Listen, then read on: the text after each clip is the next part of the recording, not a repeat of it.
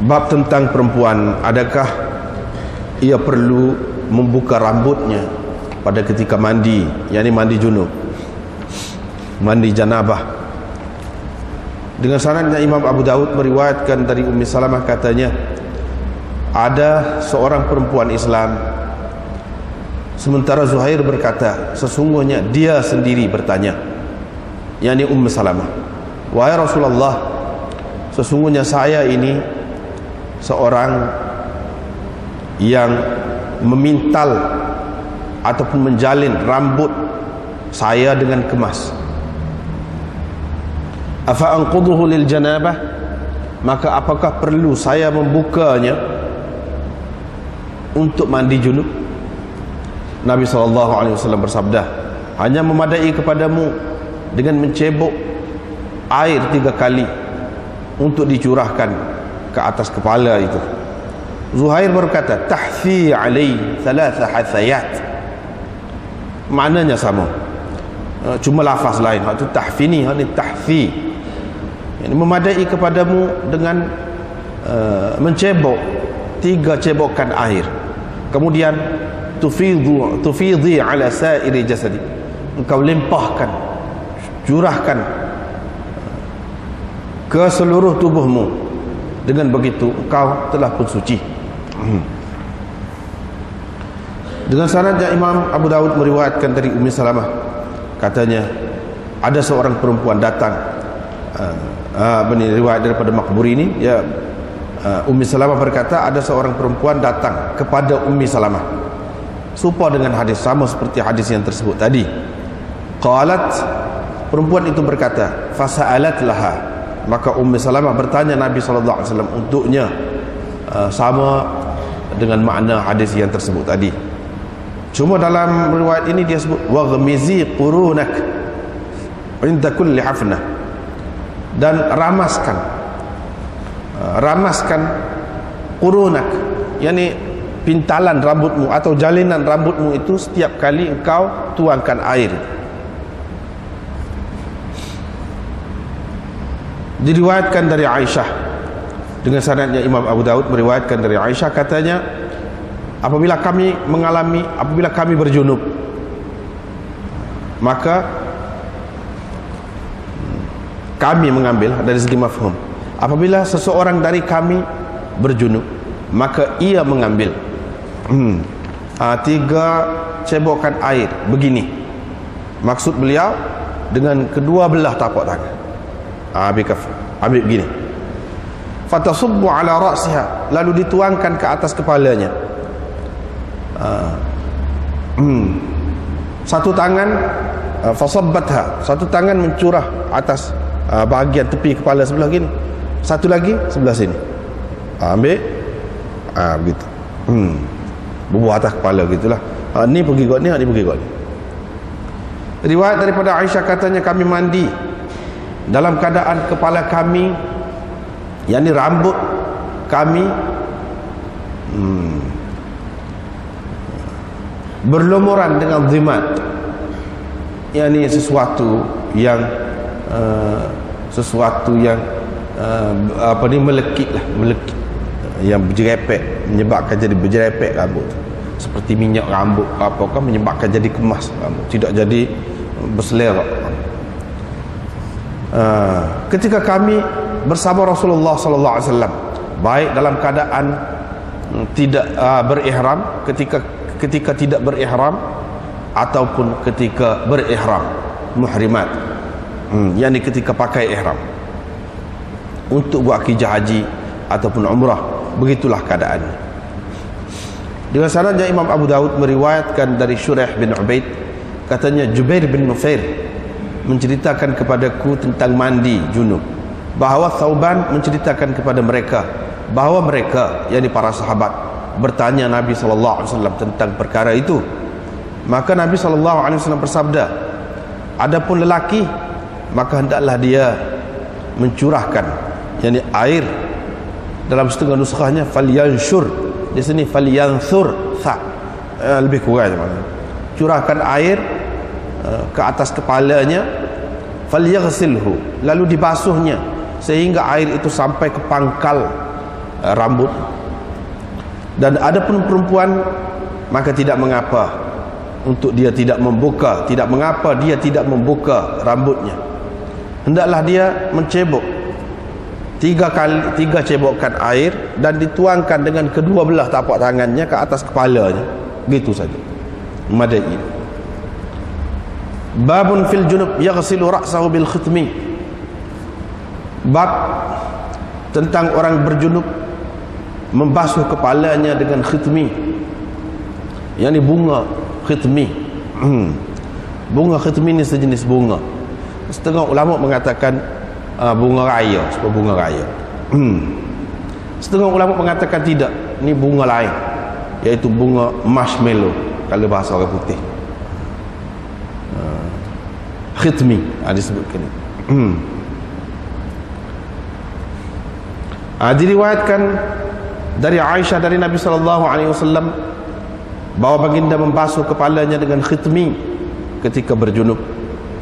Yajtazi'u bidzalik, baginda berpada dengan basuhan itu, wala yasubbu alaihi alma, dan tidak mencurahkan air ke atas kepalanya lagi dengan air tadi ya. Babun fima yafidu, bukan yufidu, yafidu bainar rajul wal mar'ah minal ma. Tadi yufidu, mencurahkan air, ini yafidu, ini bab air yang mengalir dari kemaluan lelaki dan perempuan. Itu maknanya.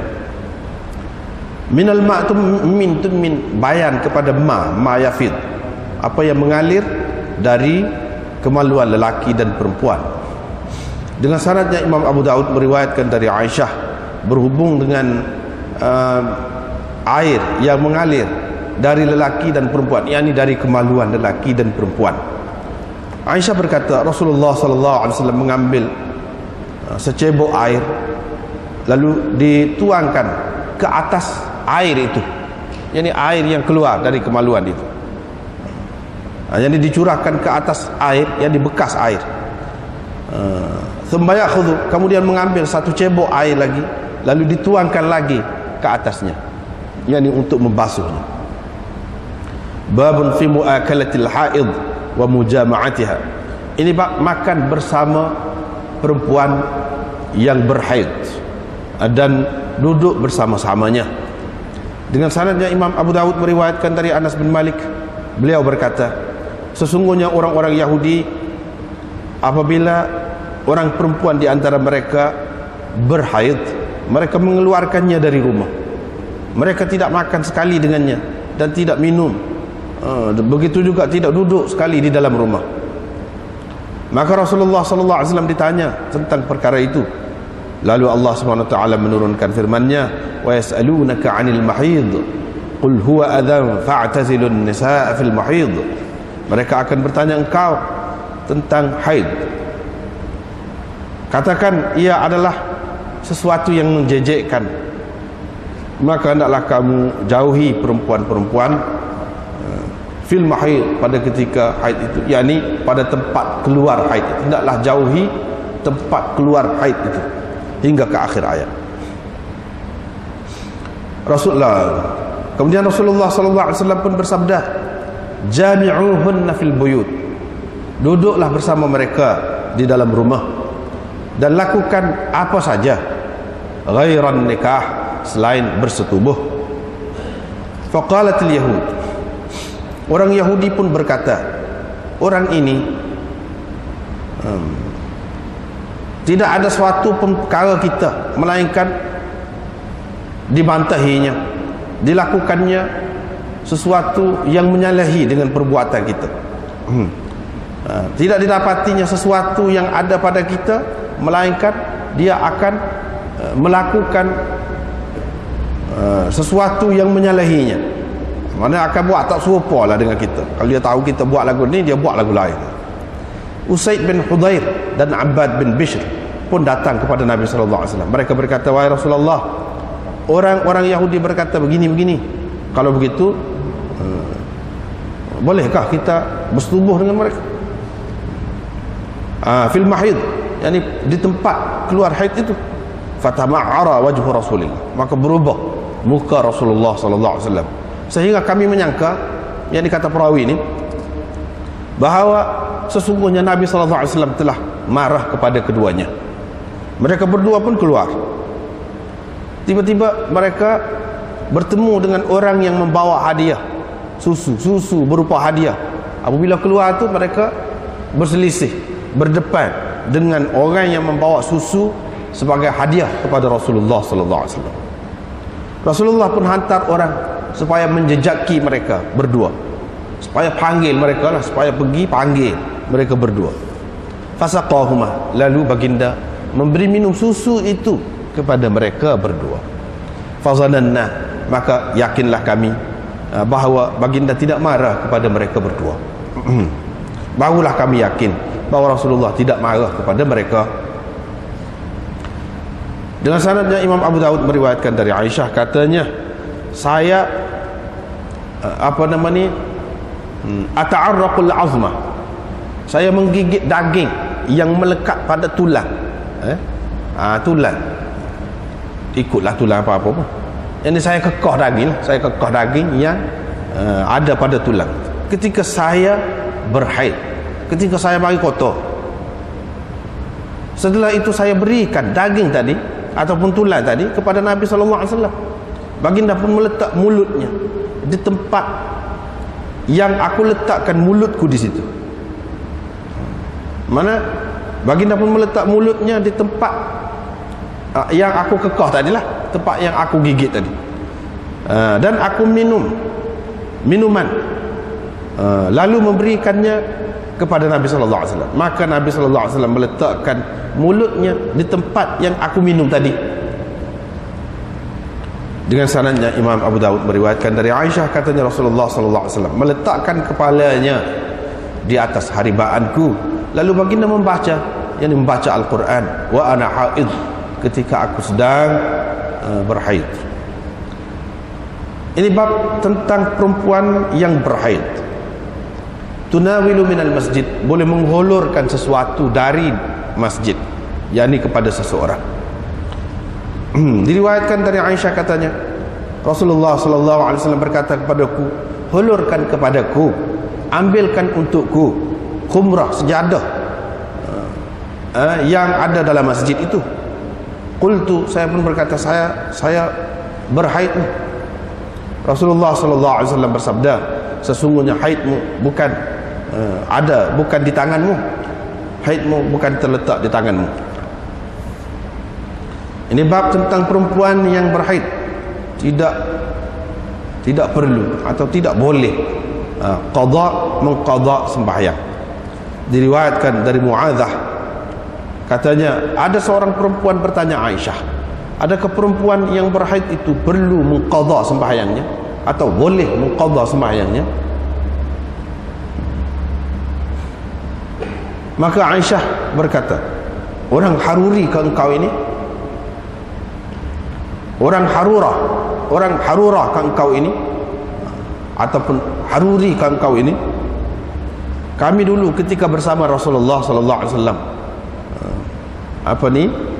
berhaid, fala naqdi, tetapi kami tidak qadha sembahyang, dan kami juga tidak diperintah supaya qadha. Riwayat daripada Muadzah lagi dari Aisyah, sama seperti hadis tadi, cuma ada tambahan di situ, perawinya menambahkan, yakni Ma'mar menambahkan dalam riwayatnya, maka kami diperintahkan supaya mengqadha puasa, tetapi tidak disuruh mengqadha salat ataupun sembahyang. Tengok pula. Nah, ini bab yang pertama malam ni, perempuan yang menjalin rambut dia ataupun memintal rambut dia. Perlukah pada ketika mandi junub tu buka jalinan dia? Buka jalinan dia. Kalau kita kata sanggul, mudah tu nak buka tu. Sanggul mudah nak buka.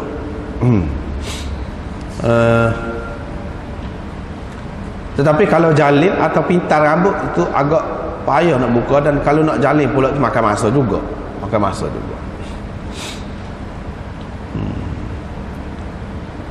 Jadi Imam Abu Daud di sini nak menceritakan, begitu juga kebanyakan ulama mengatakan perempuan itu tidak perlu basuh semua rambut dia tu, tak perlu. Jadi kalau dia jalin rambutnya padat, tiga cebokkan di sepanjang mana. Lepas tu kalau tak basuh tak apa dah, kepala tu basuh hak lain, bahagian lain. Maknanya yang pentingnya sampai kepada pangkal rambut itu. Lepas tu kalau hak lain tu, bahagian rambut panjang lagi tu tak kena pun tak apa. Dalam satu riwayat lagi dia kata kena ramah-ramah, maknanya biar berair jugalah kira-kiranya. Tetapi dalam kebanyakan riwayat tidak menyebutkan begitu, hanya curah atas ni saja. Hak lain tu tak apa, tak basah pun tak apa. Kalau maksud nak suruh basah, buka lah, buka.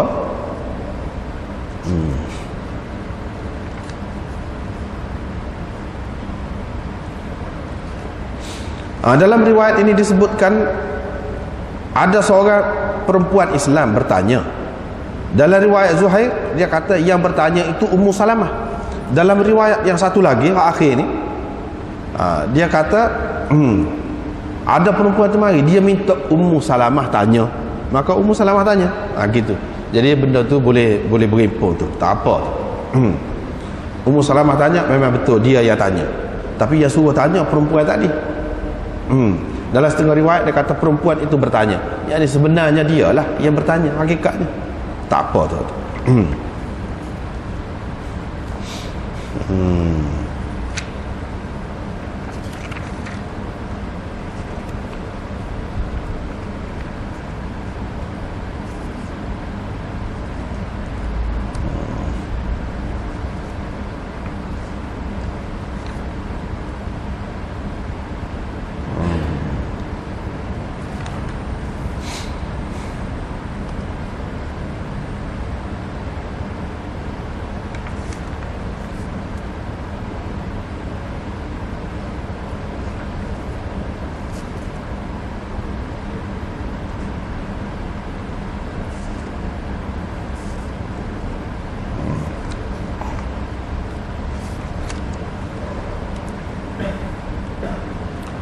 Ni serupa berlaku ni hadis ni banyak-banyak ni pun serupa aja.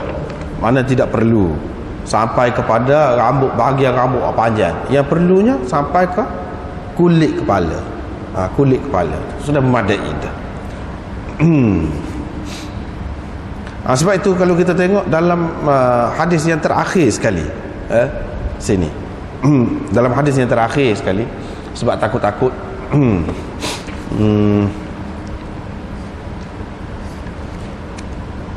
takut-takut kita berasa pelik lah, sebab yang duduk amalnya yang dia kena basuh habis itu adalah satu mazhab juga. Tapi bukan semua berpendapat begitu,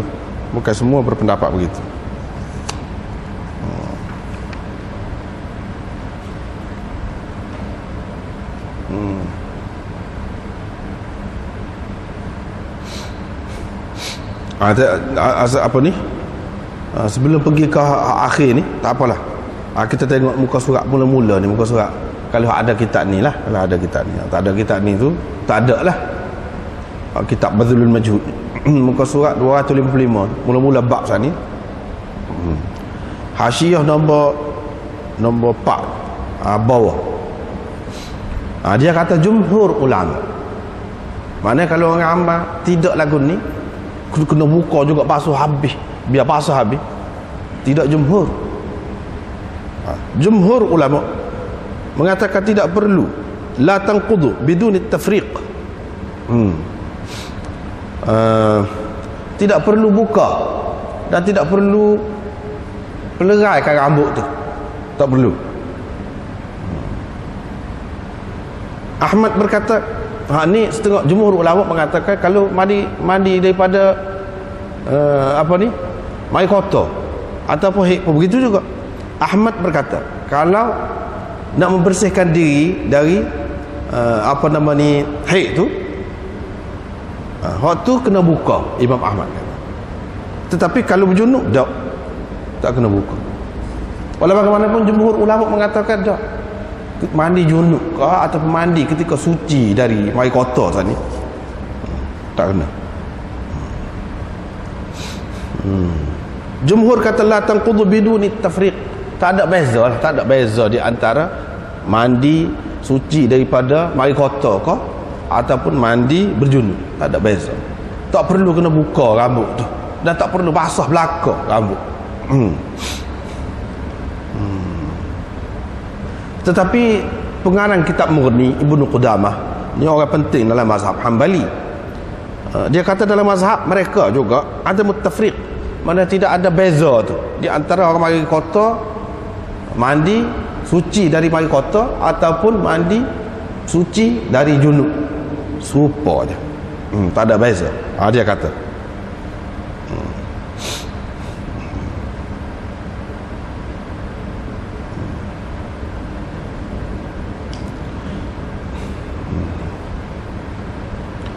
Ibnu Ruslan menukilkan tu bawah sikit, nombor 4 tu juga dari Mughni juga dia petik daripada situ ijma' a'immah arba'ah, 4 imam tentang tidak perlu buka tu. Maknanya pakai hadis ni, hadis tak perlu buka jalinan atau pintalan rambut itu. Hak duduk pakai buka tu sampai basah habis, tidak mengikut asal. Asalnya mengikut Ibnu Ruslan. Ibnu Ruslan ini mazhab Syafi'i. Dia kata imam 4 ni dia kata tidak perlu buka ada min naqd, tak perlu buka pintalan ataupun jaliran rambut dan tak perlu basah habis. Ini untuk perempuan. Itu satu. Yang keduanya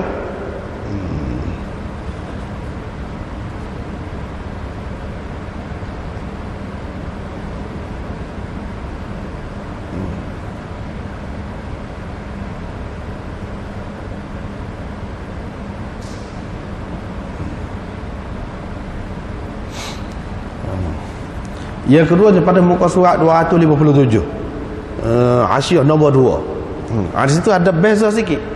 Maknanya dalam perkara ni ada beza nukilan daripada ulama-ulama tentang basuh rambut yang terburai itu, rambut hak panjang. Bukan hak di atas kepala ni, hak panjang. Ada 2 riwayat dinukilkan dari Imam Ahmad sebagaimana tersebut dalam Mughni. Salah satunya wajib. Wajib kena basuh juga. Inilah pendapat Syafi'i. Tadi Ibnu Ruslan nukil daripada imam hak 4 mana tak wajib buka. Wathaniyah la, pendapat yang kedua tidak kena buka. Wa bihi qala Abu Hanifah. Abu Hanifah berpendapat begitulah.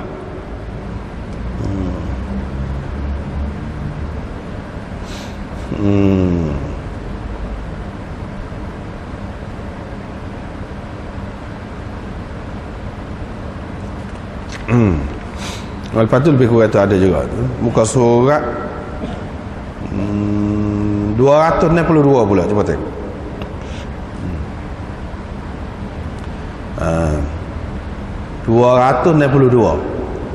Yang ni perempuan hendaklah mencebok air dan tuangkan 3 kali, tuangkan di atas kepala dia dengan kedua belah tapak tangan dia tu. Bawah sekali tu dalam syarah tu dia kata ai fa idza balagal ma usul sya'riha.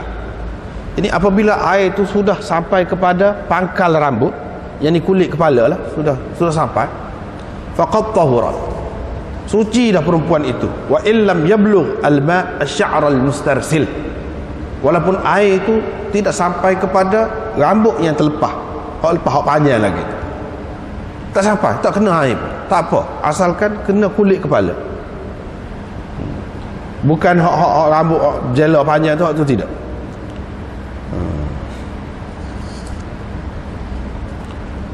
Cuma Syaukani mengatakan setengah-setengah orang dia tak saya pakai hadis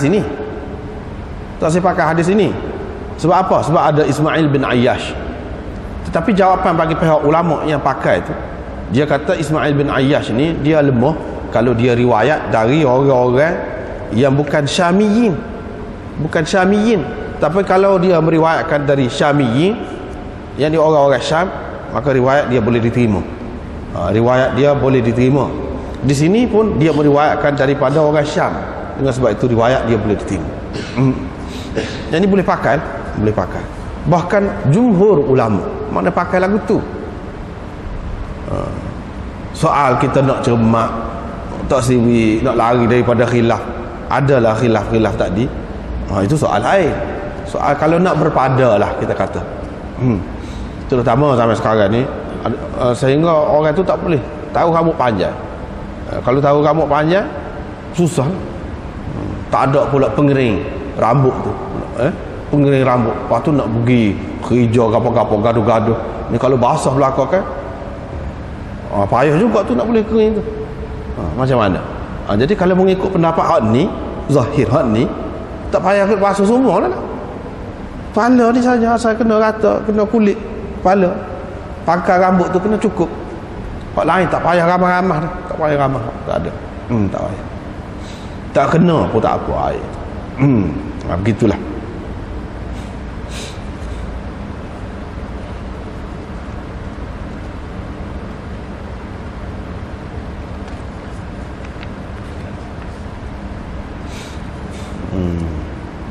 Seterusnya, orang berjunub membasuh rambutnya dengan khitmi.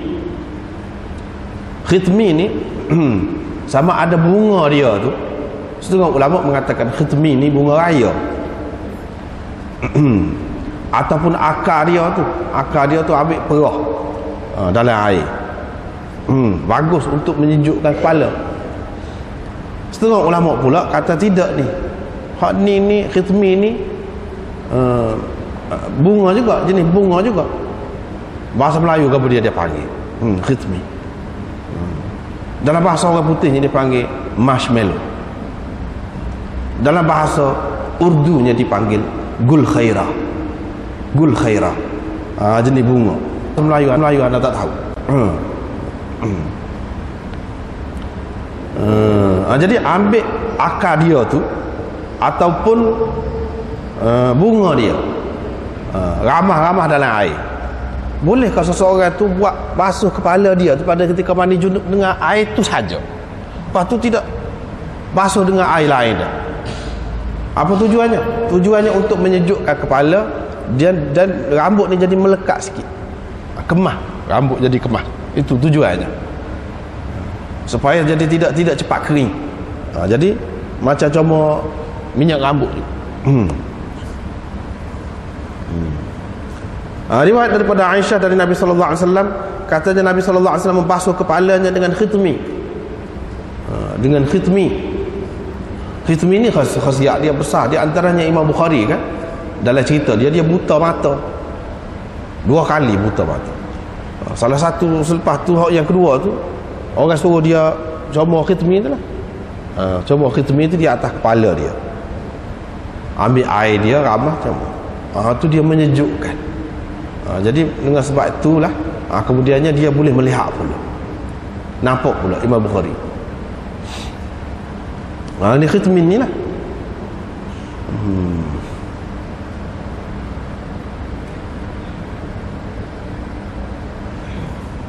Pada ketika berjunub, yajtazi atau yajtazi bidzalika, yakni berpada. Nabi sallallahu alaihi wasallam berpada dengan air itu, dan baginda tidak tuangkan air yang lain di atasnya. Maknanya untuk kepala tu hak tu saja, habis kat tu. Lepas tu tubuh ni dengan hak lain, air lain.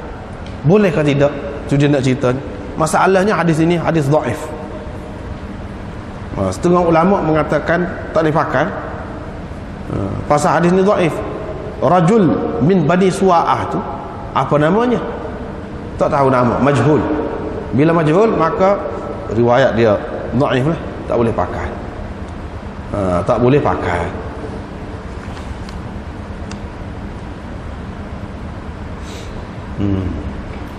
Tetapi dalam riwayat Ibnu Abi Syaibah dengan sanad yang sahih ada. Hak ni tidak sahih.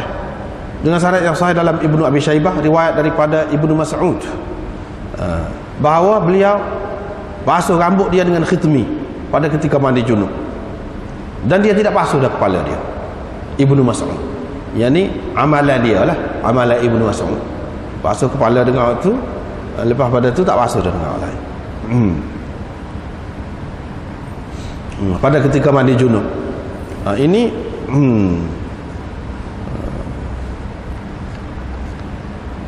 menunjukkan boleh lah. Tapi bagi orang yang mengatakan tak boleh tu, dia apa sebab? Sebab dia kata air tu tidak mutlak lagi. Nak bersuci ni dia kena air mutlak.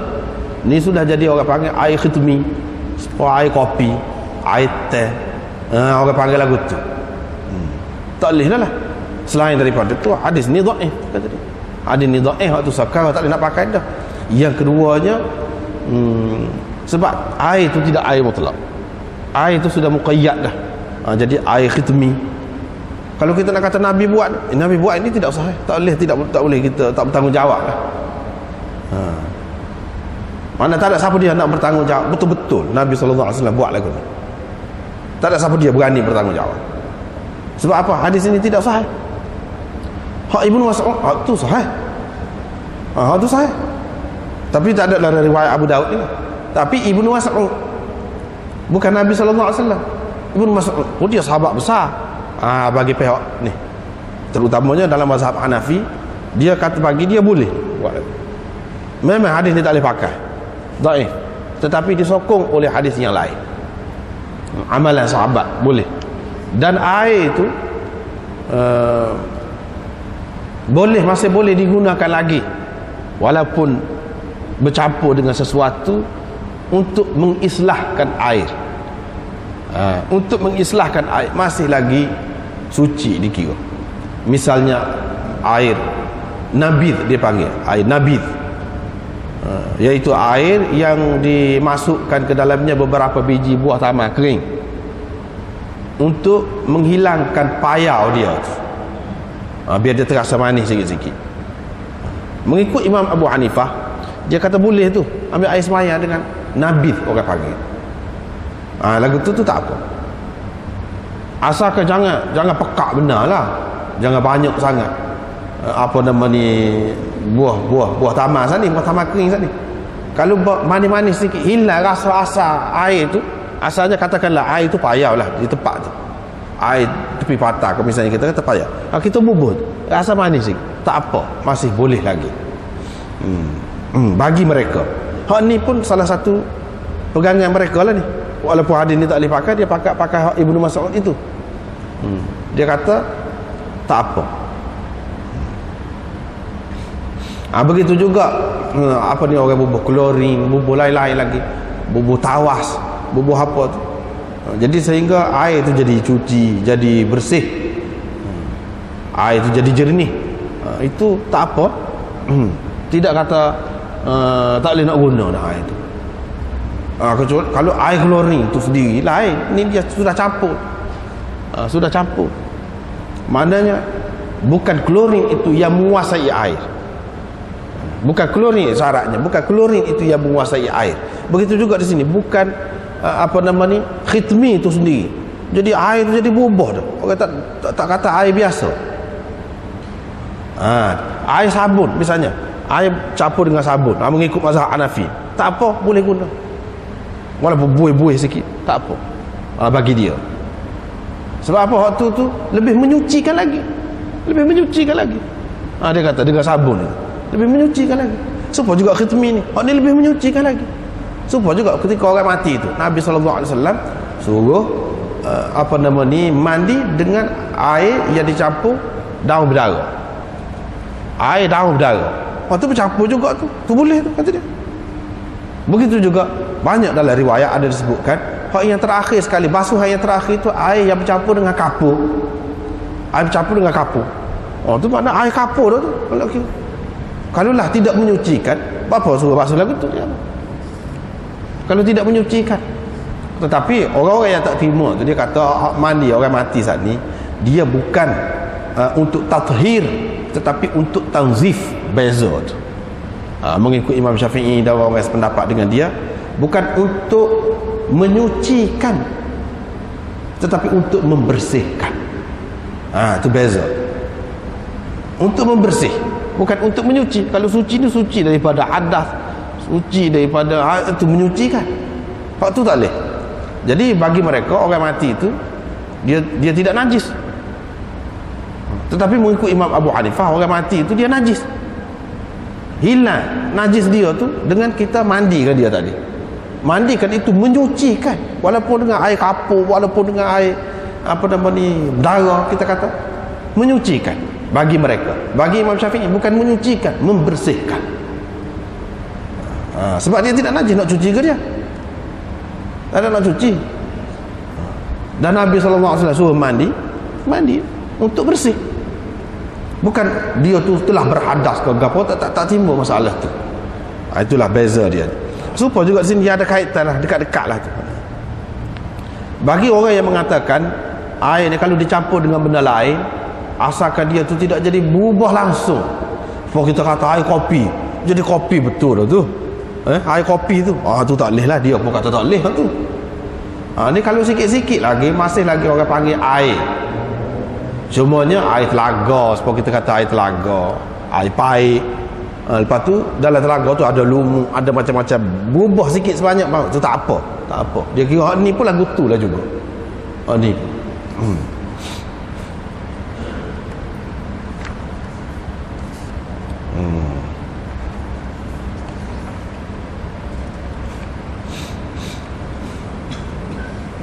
maknanya kalau pakai khitmi, kalau curah air pula, tak ada lah khasiat dia, hilang.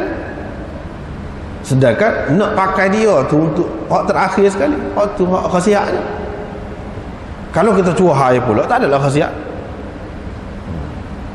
Macam mana kalau nak pakai? Itulah khilaf. Setengah kata tak boleh, setengah kata boleh.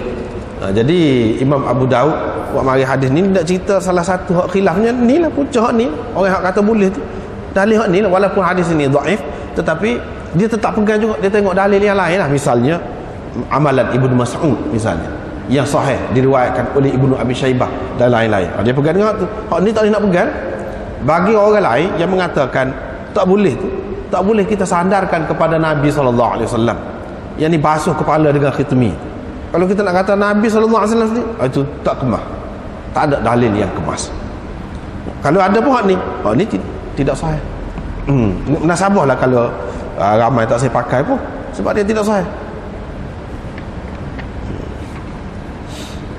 Seterusnya, fima yafidhu bainal ar-rajul wal mar'ah min al-ma', yakni air yang mengalir, yang keluar dari lelaki dan perempuan. Dia air mana? Air yang mengalir. Kalau dia kata air yang memancut, jelas dari lelaki, maknanya air mani. Ni dia kata air yafidhu, yang melimpah, yang mengalir. Mengalir ni boleh jadi. Kalau kita nak kata kepada air mani pun boleh jadi juga. Air mazi pun boleh jadi. Jadi kalau seseorang itu bergurau senda dengan suami isteri lah, dengan isteri dia atau suami dia, maka keluar air, apa nak dibuat? Bagaimana cara nak menyucikan? Cara nak menyucikan. Hak lebih jelas di sininya, hak lebih jelas di sinilah daripada kita tengok hadis yang dikemukakan dengan tajuk tu, iaitu air mazi. Air mazi. Sebab apa? Sebab air mazi ni sepakat ulama mengatakan najis. Walaupun ada yang mengatakan najis dia tu najis ringan. Najis ringan mengikut mazhab lain, mazhab Syafi'i tidak. Mazhab Syafi'i ni ada berapa najis hak ringan. Orang panggil najis hak ringan. Tak termasuk ni. Tapi dalam mazhab Ahmad, ni najis ringan. Air mazi. Mana basuh gitu-gitu pun tak apa. Mudah-mudah seperti basuh air kencing kanak-kanak yang belum makan apa-apa selain daripada susu ibu dia tu. Jadi daripada ambil air basuh sekali, lepas tu basuh pula, ini menunjukkan air mazi. Sebab kalau air mani, mengikut Imam Ahmad, Abu Daud dan orang lain lagi, dia mengatakan tidak najis. Dia tidak najis, basuh ke dia? Kalau kita kata ni mandi, mana ada cerita mandi? Tak ada cerita mandi, ni cerita basuh saja. Cerita basuh, maknanya kalau keluar air mani, maka basuh saja. Kalau maksud air mani tidak padan dengan basuh saja, dia kena mandi. Di sini tak ada sebut mandi, tak ada sebut mandi, basuh. Dengan sebab itu lebih sesuainya di sini air yang keluar itu ialah air mazi. Sebab air mazi perlu dibasuh, dan bila basuh tak ada apa dah. Tak perlu mandi pun. Kena ambil air semaya lah, kena ambil air semaya. Kalau nak buat apa-apalah, nak kata mandi tu tidak. Adapun kalau kita nak kata air mani sini tidak sesuai. Tak sesuai.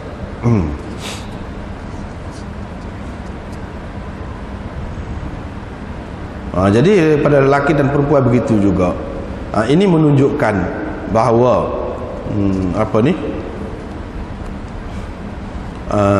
air mazi itu najis lah, tak cara lah. Najis biasa ke ataupun najis ringan kau tak kira lah tu, tapi najis. Buktinya Nabi SAW basuh. Tetapi hak tadi juga masalahnya. Hak tadi juga, siapa dia rajul min bani Su'ah tu, siapa dia? Kalau hadis hak khitmi tadi kita tak boleh terima, sebab ada rajul min bani Su'ah tu juga. Kerana majhul dia itulah, maka hadis dia dikatakan dhaif. Sini pula gitu juga.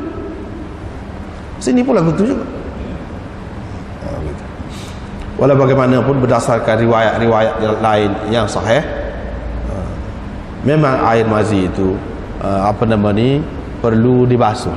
Perlu dibasuh berdasarkan riwayat-riwayat lain. Kalau riwayat ni tak lagi. Kalau ada, andai kata riwayat ini saja ada, tak kemah tu. Tetapi riwayat yang lain lagi banyak. Pak Abu Daud tak tahu kah? Tidak. Bukan dia tak tahu, dia tahu. Tetapi sengaja dia tak ambil tu. Dia tak ambil tu. Dia nak cerita melalui sanad ni pun ada juga. Walaupun sanad ini tidak kuat. Itu cara pengarang kitab hadis ni kemukakan hadis dalam kitab mereka. Dia tidak sama. Kalau Bukhari itu lain cerita dia. Kalau Bukhari dia akan mari hak sahih bagi dia. Dia akan mari hak sahih. Dia tak akan mari hak dhaif. Dia tak akan mari.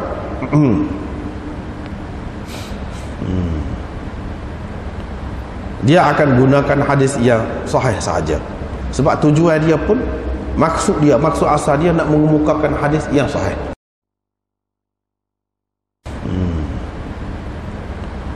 Dia akan gunakan hadis yang sahih saja. Sebab tujuan dia pun, maksud asal dia nak mengemukakan hadis yang sahih. Adapun Abu Daud tidak.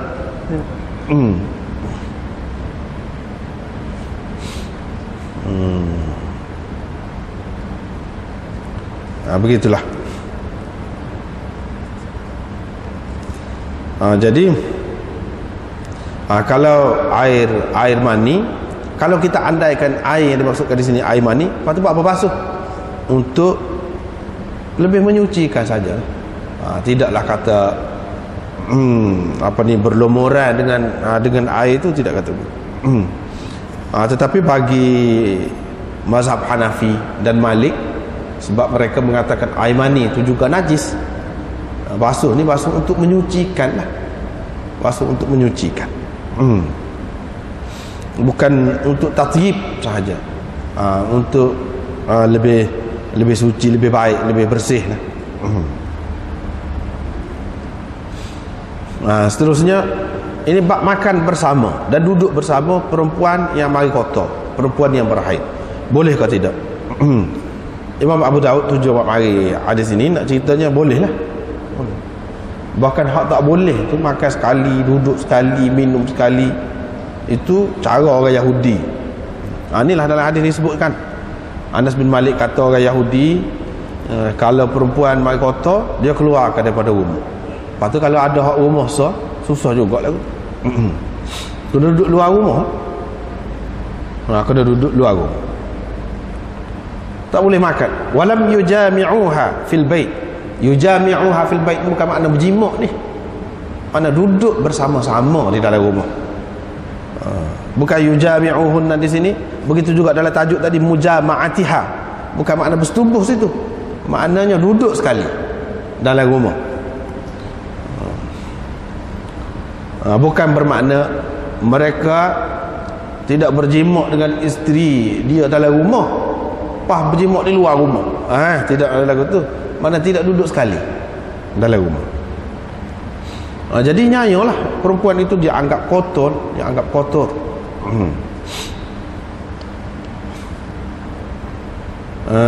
Maka Rasulullah sallallahu alaihi wasallam ditanya, dia pun apa ni ceritalah mana ayat ni turun. Fa'tazilun nisaa fil mahid yas'alunaka 'anil mahid, mereka akan bertanya engkau tentang haid atau tentang tempat keluar haid. Qul huwa adhan, katakanlah haid itu pada sesuatu yang menjijikkan. Fa'tazilun nisaa fil mahid, oleh itu hendaklah kamu menjauhi perempuan-perempuan pada ketika haid. Menjauhi itu maksudnya jangan bersetubuh, ataupun hendaklah engkau jauhi tempat keluar haid itu, hingga ke akhir ayat. Rasulullah sallallahu alaihi wasallam pun kata lepas pada tu, kamu duduklah sekali dalam rumah dan lakukan apa saja ghairan nikah, selain dari nikah. Selain dari nikah. Nikah tu maksudnya nikah dah lah ni, dah bukan bini dah. Nikah ni maksudnya bersetubuh, selain dari bersetubuh. Hak lain-lain tak apa. Hak lain-lain tak apa. Baru ni kita sudah sebut dah masalah khilaf ulama tentang antara pusat dan lutut itu. Antara pusat dan lutut. Jadi hadis ini menyokong pendapat ulama-ulama yang mengatakan antara pusat dengan lutut itu pun boleh juga, kecuali setubuh. Kecuali setubuh. Itu tak. Hal lain tak apa. Hadis ni menyokong pendapat demonstran. Dan ramai yang berpendapat begitu.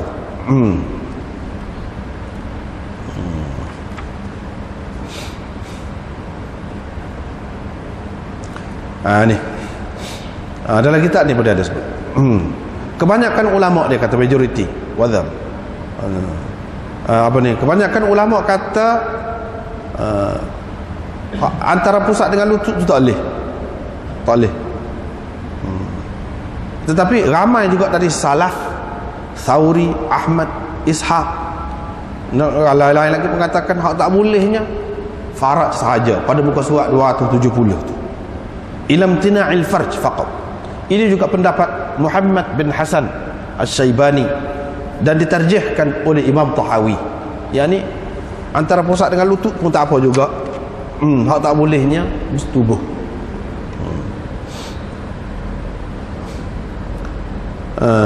Hak tak bolehnya bersetubuh. Orang Yahudi pun kata, dia ni kata dia tak ada satu benda kita pun. Kalau kita kata lagu ni, dia kata lagu lain lah. Tak serupa sama dengan kita. Tak serupa sama. Dan kita kata orang perempuan tak boleh disetubuhi, tak boleh makan sekali, tak boleh duduk sekali. Dia kata boleh. Boleh berlaku pula. Kecuali bersetubuh. Dia kata begitu. Jadi mengikut orang Yahudi memang begitu. Kalau orang Kristian tak apa berlaku pula. Tak apa berlaku. Usaid bin Hudayr dan Abbad bin Bishr pun pergi kepada Nabi SAW. Dia kata, wahai Rasulullah, orang Yahudi kata lagu ni sebab tak adil lah. Kalau lagu tu, bolehkah kita bersetubuh? Dia kata, bolehkah kita bersetubuh? Dah orang Yahudi kata dia ni buat tak serupa dengan kita sama, nak suruh tak serupa lagi. Di antara tak serupa lagi nya, dia tak bersetubuh. Kalau lagu tu kita bersetubuh lagu. Dia kata, nankihuhunna fil mahid. Fil mahid ini maknanya pada tempat keluar darah. Bolehkah? Bubuh muka Rasulullah sallallahu alaihi wasallam apabila ditanya begitu. Apabila ditanya begitu.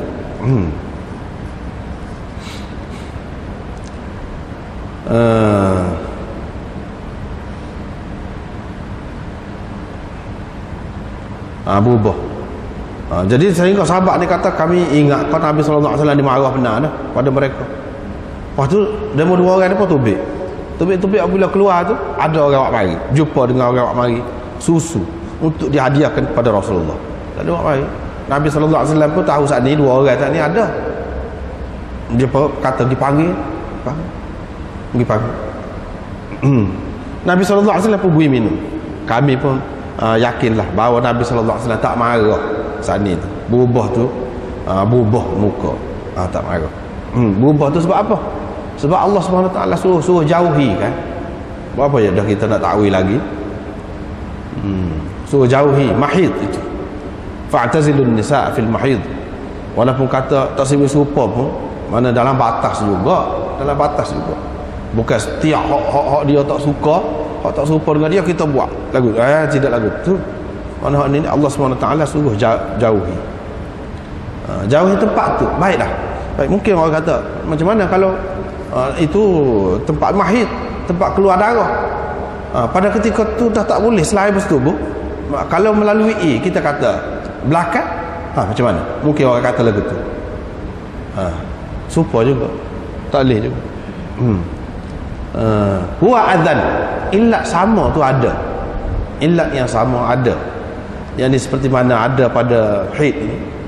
Pada tempat keluar haid tu, darah tu sendiri tu dia busuk. Darah tu sendiri tu hanyir. Jadi kalau kat belakang supa juga najis, lebih teruk lagi. Lebih teruk lagi. Berdasarkan qiyas aulawi.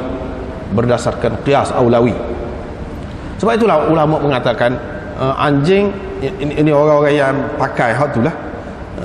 Anjing kena samuk 7 kali kan. Babi 7 kali ya? 7 kali ya? Bapak ada dalam hadis, ada dalam Quran kena samuk babi. Tak ada dalam hadis pun tak ada, dalam Quran pun tak ada. Pasal kata 7 kali kena samuk. Setara anjing tu suruh samuk 7 kali. Babi ni lagi teruk. Dia pakai qiyas aulawi. Supaya juga ni. Hak ni pun hak jalan hak biasa ni boleh. Hak tu pada ketika mari kotor ni tak boleh. Hak tu tak boleh sama-sama dah. Tempat mari hak kotor sama-sama dah. Tempat lalu hak kotor. Hak ni tempat lalu kotor, jarang-jarang. Hak tu pun tak boleh pada ketika tu. Itu perkara yang pertama. Kemudian nahi di sini ada mengatakan haram. Setengah orang dia kata ijma' ulama haram. Maknanya larangan di sini bersetubuh dengan isteri pada ketika mari kotor, larangan untuk haram. Tapi setengah ulama mengatakan tidak. Amar ni dia tidak semesti makna haram sama-sama. Kadang-kadang dengan makna irsyadi. Amar irsyadi. Seperti dalam Quran sebut, wastashhidu syahidaini min rijalikum fa in lam yakuna rajulain farajulun wa imra'atan. Ayat itulah jadi saksi tu. Mana kalau 2 orang jadi saksi. Kalau tidak, seorang lelaki 2 orang perempuan. Itu suruh mesti kau. Awilah kita urusan apa-apa kena cari lagu tu. Ini untuk irsyadi. Irsyadi ni apa makna? Untuk kebaikan kita, kebaikan duniawi kita. Kebaikan duniawi kita. Oleh kerana orang perempuan itu dia tidak biasa dalam urusan muamalah berjual pada masa tu. Tidak biasa berjual beli, berurusan, berniaga menaga, apa tidak. Jadi boleh jadi dia tidak berapa ingat molek, tidak berapa faham molek dalam perkara-perkara dia nak jadi saksi tu. Dengan sebab itu Allah SWT suruh seorang lelaki 2 orang perempuan. Mana seorang lelaki sama dengan 2 orang perempuan. Kalau lelaki itu tak ada, mana kena 4 orang, hak mana kena 2 orang saksi lelaki itu. Orang perempuan kena 4 orang. Itu kata mereka yang dibagi ulama yang mengatakan amar itu amar irsyadi. Yang ini berkait dengan keadaan semasa. Ini untuk kebaikan kita supaya tidak jadi keliru, supaya tidak tersalah. Maka yang eloknya oleh kerana perempuan pada masa itu tidak banyak penglibatan dia dalam perkara-perkara tadi, maka biar tak serupa bilangan. Bukan makna sama-sama. Bukan makna sama-sama. Boleh jadi kalau perempuan itu dia lebih biasa lagi dalam urusan kira-kira misalnya. Sebab apa? Dia accountant ataupun dia apa-apa sajalah kita kata. Dia reti masalah kira. Ni lelaki ni biasa. Tidak lagu tu pula. Sebab apa? Sebab amar tadi bukan dengan arti mesti, dengan arti dosa kalau kita tidak buat lagu tu. Mesti. Tidak. Bahkan ini untuk kebaikan kita dari segi duniawi kita, kebaikan kita. Kalau sebab itu sudah tidak ada pada orang perempuan baik, tak apa, boleh guna. Boleh 2 orang perempuan pun boleh. Sebab sudah memadai iddah. Jadi mana ayat itu bukan untuk setiap kalau jadi saksi seorang lelaki 2 orang perempuan sama-sama dalam semua perkara. Tidak lagu tu. Dia kata Sebab apa? Sebab amar tadi amar irsyadi. Bagi orang yang mengatakan amar tadi amar dengan makna wajib, mana ketetapan dah. Nak awak tak sudah faham, tak sudah kira lagu mana. Dia kata lagu tu. Supo juga di sini. Bagi orang yang mengatakan amar irsyadi, dia kata suruh mengelak tu bukan kerana haram sungguh, tetapi kerana mungkin membawa akibat yang tidak baik kepada kita. Itulah yang disebutkan dengan azan dalam Quran. Qul huwa azan. Itu adalah suatu yang menjijikkan. Sebab itu macam-macam pula orang terjemah. Sesuatu yang menyakiti, azan. Sesuatu yang mengganggu, sesuatu yang memudaratkan, sesuatu yang menjijikkan. Tapi dalam banyak-banyak tu ada rasa hak paling itu sesuatu yang menjijikkan. Sebab apa? Kalau kita kata bahaya, kalau kita kata apa nama ni, memudaratkan, seramai mana orang kafir dalam dunia? Orang kafir hak tak terikat dengan hukum saat ni, duduk buat kerja macam tu. Apa mudarat dia? Apa penyakit dia? Hak berbeza daripada kita.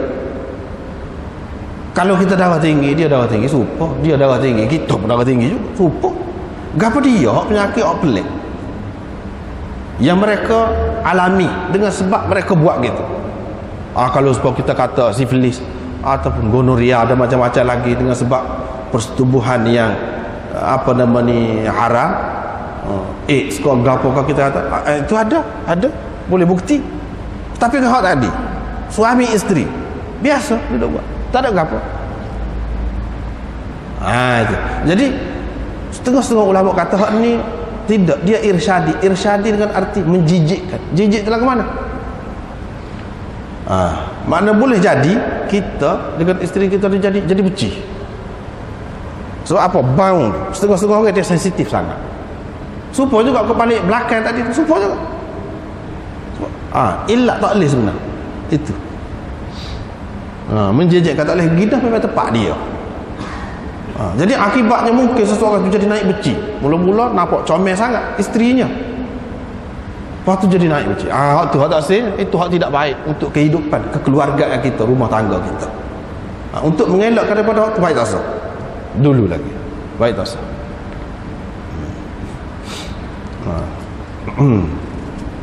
Dengan sebab itu akan datang, kita akan ada bab khusus bagaimana orang yang mendatangi isteri dia pada ketika mai kotor, mana bersetubuh dengan dia, ada bab khusus.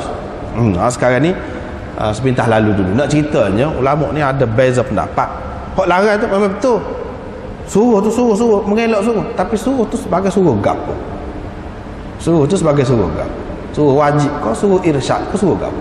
Supaya juga kalau larang pun larang lagu tu juga dengan makna haram ke dengan makna irsyadi. Kena tengok dulu situ.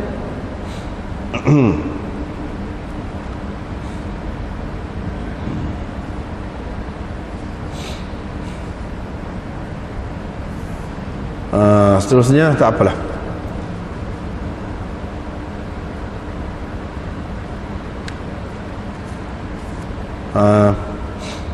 Ni lagi nak cerita lagi tentang perempuan yang apabila mari kotor ni dia tidak najis. Tidak najis. Aisyah kata aku gigit ataupun kekoh daging yang lekat di tulang pada ketika aku mari kotor. Lepas tu bagi ke Nabi SAW. Nabi pun kekoh situ. Cepat menunjukkan air liur dia, gapo semua ni tidak kotor. Hak kotornya apa dia? Darah tu. Hak tu. Hak kotor. Tempat keluar darah dia tu tidak kotor. Asalnya tidak kotor. Darah tu. Itulah yang dikatakan azan yang menjijikkan.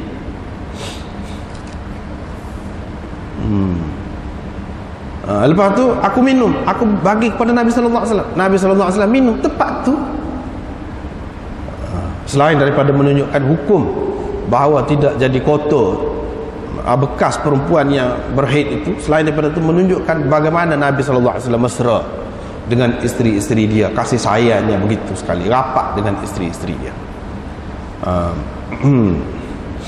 Dan serentak dengan itu menolak cara-cara Yahudi ataupun amalan Yahudi yang tak mau duduk sekali, nak makan sekali. Ni bukan sekadar makan sekali setalam gitu ni, tak ni bekah tu pun guna lagi. Tujuan apa? Nak menghapuskan hak itulah cara Yahudi tu. Dengan begini dekatlah maknanya orang perempuan itu dengan lelaki. Tidaklah dia dianggap kotor. Kotor tu kerana darah tu semata-mata. Bukan tubuh dia tu, peluh dia ke apa tu, tidak kotor. Seterusnya Nabi SAW letak kepala dia atas paha aku, atas riba aku. Lepas tu dia duduk mengaji Quran. Duduk mengaji Quran. Menunjukkan ni satu peringkat lagi. Mengaji Quran itu satu ibadat. Boleh atas orang bagi kotor. Ini salah satu Imam Bukhari kata ni duduk atas paha. Maknanya kalau tak boleh baca, mana tak boleh lah duduk. Dia bagi kotor. Salah satu dalil dia lah. Nabi SAW baca, Aisyah tak baca, tapi dia kata maknanya tepat tu, tepat hak Nabi SAW letak kepala dia tu, tepat tu suci. Orang mari kotor ni. Jadi kalau lidah dia, kalau dia baca dengan lidah dia, apa salah? Dia nak bagi kotor. Kalau dalam Bukhari dia marilah hadis ni, untuk membuktikan bahawa orang mari kotor tu boleh baca Quran juga. Kalau Nabi SAW boleh letak kepala dia atas paha, sebab apa? Paha ni dekat dah, kita kata, dengan tempat keluar darah kotor tu, tetapi tidak jelas kena tu paha tu, dia duduk baca Quran. Tempat tu suci, boleh letak kepala baca Quran. Kira-kiranya semua Quran, kalau letak Quran atas tu pun kata dia serupa juga letak atas riba. Kalau suci tak apa, kalau baca dengan lidah tak apa juga dah, lidah tu sampai dia kata kotor. Dia buat ikut tu lah.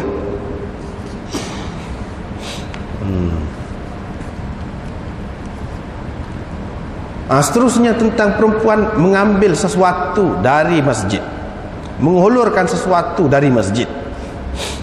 Ini dia ada dua ni. Nawilini al-khumrata minal masjid. Ada dua keadaan. Satu, minal masjid ni tempat ta'alluq dia.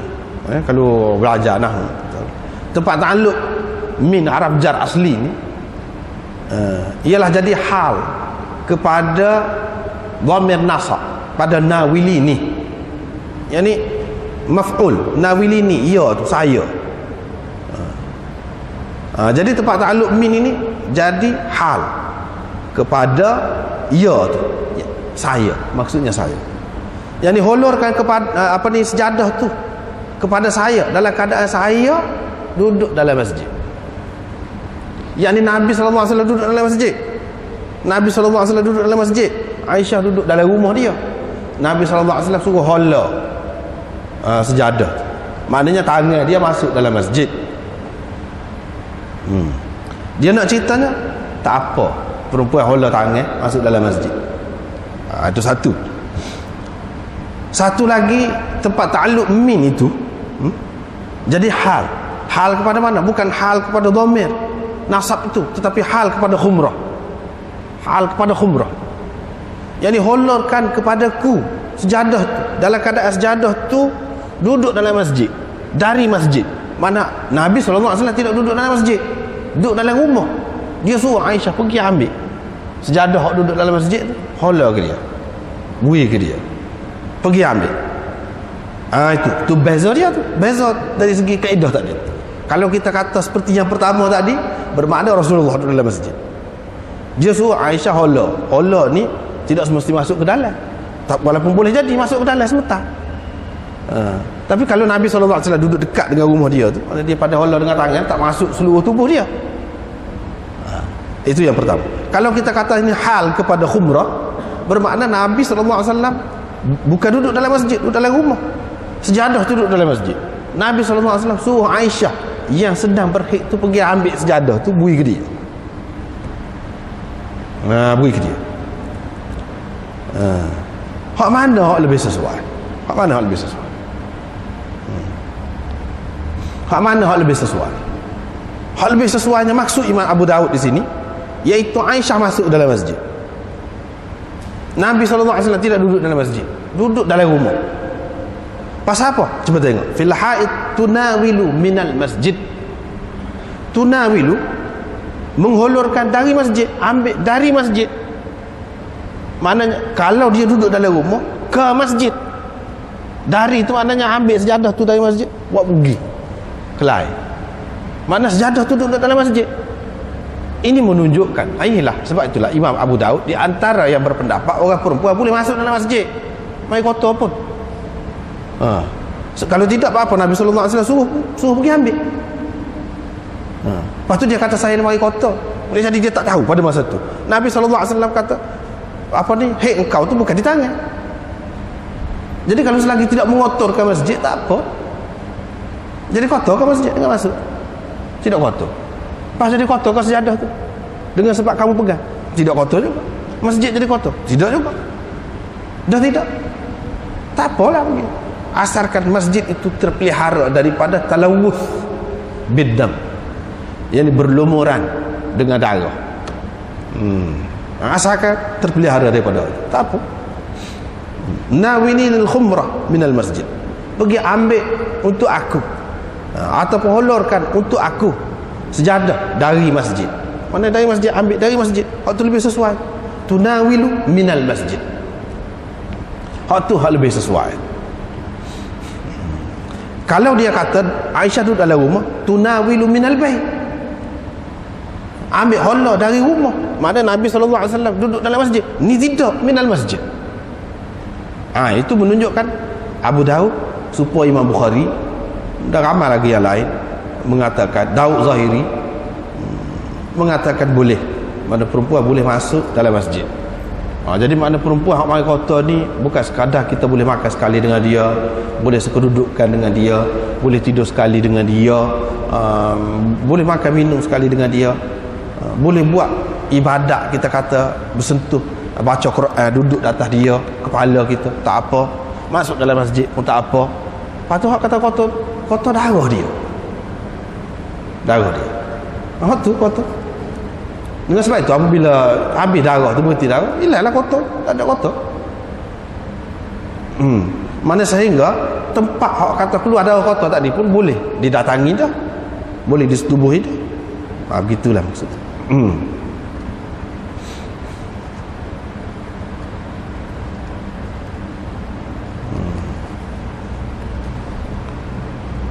Selain daripada itu, mereka berpegang dengan hadis yang baru inilah yang kita sebut, iaitu ada seorang perempuan pergi jumpa dengan Nabi SAW. Ini juga yang disebutkan oleh Ibnu Hazm dalam Al-Muhalla dia. Nabi SAW suruh dia buat satu bangsa kecil, kecil dalam masjid, duduk dalam masjid. Berapa lama? Bahawa perempuannya mari kotor. Nabi SAW tak ada kata, itu hadis Bukhari, tak ada kata kamu kalau mari kotor kena keluar, tak boleh duduk dalam masjid, tak ada kata. Menunjukkan boleh, menunjukkan boleh. Gitulah. Yang kita duduk sebut sangat tu benda-benda ni, sebab kadang-kadang jadi masalah kepada kita lah, orang perempuan nak pergi belajar pun tak boleh, nak pasal nak duduk dalam masjid tak boleh.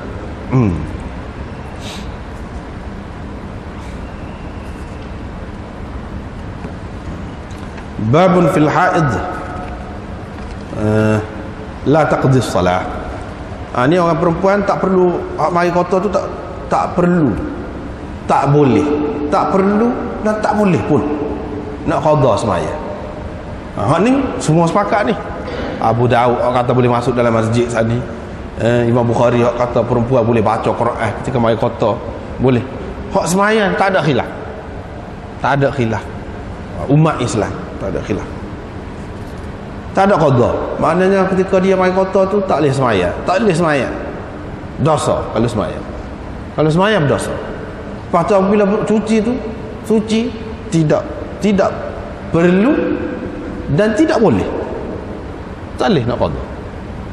Itu ketentuan daripada Allah SWT untuk kemudahan orang perempuan. Kalau tidak nak qada tu berat juga, banyak muka sekali dalam sehari 5 kali. Banyak benarlah kena qadanya. Itu kemudahan daripada Allah untuk orang perempuan. Bila orang tanya Aisyah ni, dia kata haruriyatun anti, engkau ni orang harura kau. So harura ni orang khawarij. Orang khawarij ni hak khawarij ni tak kira lah hak sesat. Dia kata orang perempuan apabila dia suci dari mari kotor tu, ketika mari kotor memang tak boleh sembahyang. Apabila suci dia kena qada, wajib qada. Itu tidak Islam, itu tak boleh pakai. Kelompok khawarij. Itu puak-puak sesat. Dan dia ni puak-puak yang anti sahabat. Puak-puak yang pegang mengikut kononnya lah, bukan Quran saja, hadis tak saya pakai. Dia motu yang kata, kami tidak diperintahkan supaya qada, tak ada. Dalam riwayat satu lagi dia ada tambah, kalau puasa suruh qada. Memang ketika mai kota tu tak boleh nak puasa, tetapi kena qada. Ni sepakat ulama, ni tak ada khilaf. Sembahyang tak boleh qada, ni tak ada khilaf. Semua sepakat. Seterusnya babun fi itiyanil haid. Ini bab mendatangi, yakni menyutubuhi perempuan yang sedang berhaid. Sekatulah Allah.